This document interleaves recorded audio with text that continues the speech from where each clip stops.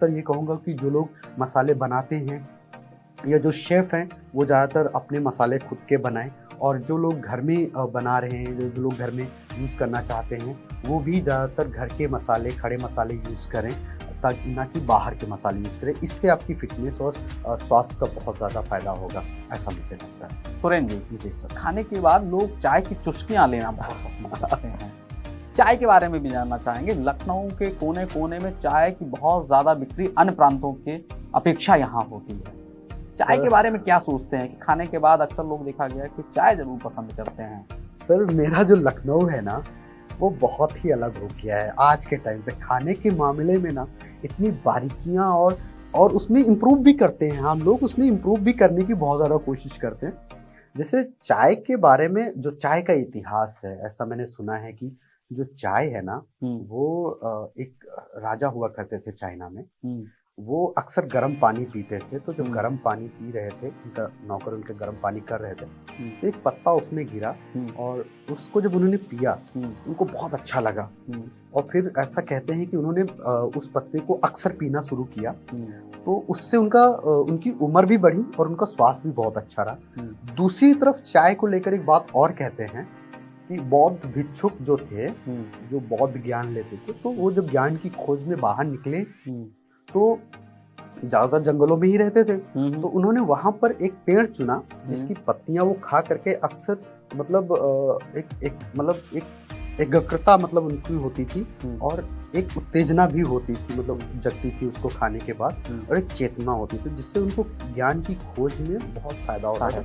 हाँ, सहायक हुआ। उसके बाद फिर जब वो लोग यहाँ पर आए लोगों के बीच में, उन्होंने उस पौधे को लोगों के अंदर विकास किया। लेकिन उसके बाद हम लोगों ने क्या किया, जैसे चाय को बनाया, उस पत्ते की शुरुआत की, पत्ती से फिर हम लोगों ने शुरू करते करते उसमें नींबू ऐड किया। नींबू के बाद फिर उसमें हमने खड़े मसाले ऐड किए, अदरक ऐड की। उसके बाद फिर जब इन सारी चीजों को साइड में रखते हुए फिर हमने उसमें दूध डाला। तो जो चाय बनाने का आज का टाइम का जो एक्चुअल तरीका है, वो ये होना चाहिए कि आप दूध पहले गर्म कर लीजिए, बिल्कुल बॉयल आ जाए, फिर चाय बनाएं। तो चाय में आप चाय पत्ती और अदरक डालने के बाद नींबू और वो चीनी डाल के एक बॉयल आने के बाद दूध मिला के बस छान के उसे दे देना चाहिए, ना कि दूध और चाय को एक में पकाना चाहिए। ये स्वास्थ्य के लिए बहुत नुकसानदायक है। बहुत महत्वपूर्ण जानकारी दे रहे हैं सुरेंद्र जी। दर्शकों, बड़े ध्यान से सुनिएगा। और सुरेंद्र जी, आप कंटिन्यू रखें। जी सर। तो जब इसको हम लोग जब इस तरीके से चाय को बनाते हैं, तो चाय हमारे स्वास्थ्य के लिए बहुत फायदेमंद होती है। और या तो फिर कोशिश करें कि आप काली चाय पिएं, अगर स्वास्थ्य के लेकर के आप अपनी हेल्थ को लेकर ध्यान दे रहे हैं। अगर आप बहुत ज़्यादा उसमें कुछ यूज़ करना चाहते हो तो नींबू यूज़ कर लीजिए, ऊपर से 1 चम्मच शहद यूज़ कर लीजिए और आपके स्वास्थ्य के लिए बिल्कुल फ़ायदा ही फ़ायदा है सर। सुरेंद्र जी, नींबू के लिए भी कहते हैं क्योंकि एसिटिक एसिड होता है, लोग अत्यधिक मात्रा में उसका उपयोग करते हैं, तो ऐसे में जो है पाचन क्रिया भी उनकी प्रभावित होती है। दूसरा, लूज मोशन जो उन्हें कहा जाए वो भी हो जाता है। तो दिन में कितनी बार नींबू की चाय या ग्रीन टी का प्रयोग लोगों को करना चाहिए? क्योंकि लोग चाय के आदी होते हैं, बहुत अधिक इसका प्रयोग करने लगते हैं, स्वास्थ्य पर इसका बुरा प्रभाव भी पड़ने लगता है। सर, हमें लगता है इस विश्व के सबसे ऐसा अपना शहर होगा इंडिया, जो सबसे ज़्यादा चाय बनाता है और उसमें से 95% चाय खुद ही पी जाता है, सिर्फ 5% हम लोग बेचते हैं, हाँ, सेल करते हैं।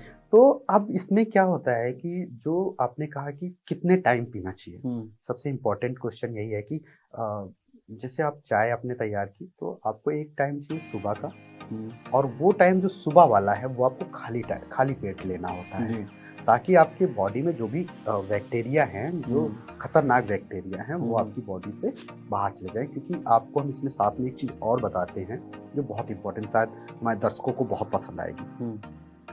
आप जब खाना खाते हैं तो उसके बाद आपको एक गिलास गर्म पानी पीना चाहिए। वो इसलिए ताकि जो आपने जो भी ऑयल या जो भी बैक्टीरिया वाली चीज़ें, जो फैटी चीज़ें आपने खाई हैं, वो आप जब गर्म पानी लेते हैं तो आपका सब पूरी तरीके से क्लीन हो जाता है पेट। अगर आपने ठंडा पानी ऊपर से पिया तो आपने अक्सर एक कढ़ाइया में आप थोड़ा सा तेल डालिए, उसके बाद अगर आप ठंडा पानी डालते हैं तो पूरी तरीके से वो चिपक जाता है कढ़ाई में। लेकिन अगर आप गर्म पानी डालते हैं और नींबू के साथ में डाल दीजिए तो जितना आपका जो ऑयल होता है वो ऊपर आ जाता है, ताकि वो पेट को जो क्लीनिंग है वो अच्छे से हो जाती है। नहीं तो जो इधर इधर फैट बढ़ता है वो यही रीजन है कि हम ठंडा पानी पीते हैं और वो ऑयल हमारे इधर उधर साइड में चिपकते चिपकते फिर हमारा